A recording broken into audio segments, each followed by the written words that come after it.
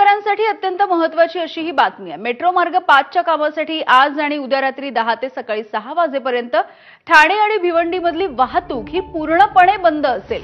एरवी केवळ अवजड वाहनांना बंदी असते, यंदा मात्र छोट्या वाहनांना सुद्धा प्रवेश नसणार आहे। त्यामुळे ठाण्यामधून ज्या वाहनांना कशेळी किंवा भिवंडीला जायचंय त्या वाहनांनी माणकोली मार्गे जायचंय। तसंच कल्याणहून गुजरातला जाऊ इच्छिणाऱ्या वाहनांनी घोडबंदर रोड या मार्गाने गुजरातकडे जायचंय, कारण बाळकुम नाका मार्गे कशेळी आणि भिवंडीला जाता येणार नाहीये। त्यामुळे घोडबंदर रोडवरती मात्र रात्रभर मोठी वाहतूक कोंडी होण्याची सुद्धा शक्यता आहे।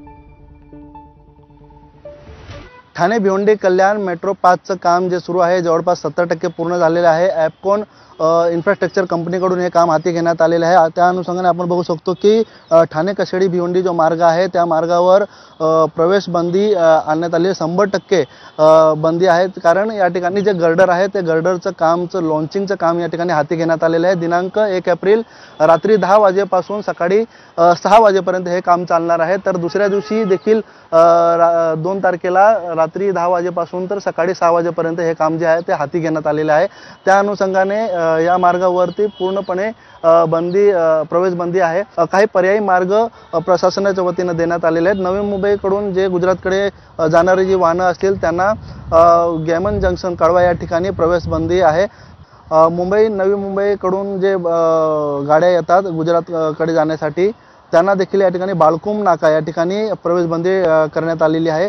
आणि ही गाड्या ज्या या गाड्या ज्या आहेत त्या गुजरातकडे जाण्यासाठी घोडबंदर मार्गे ते कापूरवाडी सर्कल मार्गे घोडबंदर मार्गाने ते पुढे जाऊ शकतात। आज रात्री 10 वाजेपासून याचं काम देखील हाती घेण्यात आलं। मात्र त्या अनुषंगाने जे रेल्वे आहे, रेल्वे देखील या काळामध्ये पूर्णतः बंद असणार आहे। दिवा वसई जो रेल्वे आहे ती देखील या ठिकाणी रात्री 10 ते सकाळी 6 वाजेपर्यंत ती बंद असणार आहे। हे जे गर्डरचं लॉन्चिंगचं काम जे आहे ते ॲपकॉन इन्फ्रास्ट्रक्चर कंपनीकडून करण्यात येत आहे। बदल करण्यात आलेला मार्गामध्ये जो बदल करण्यात आला त्या मार्गाचा आपण वापर करावा। अनिल वर्मा, एबीपी माझा, भिवंडी।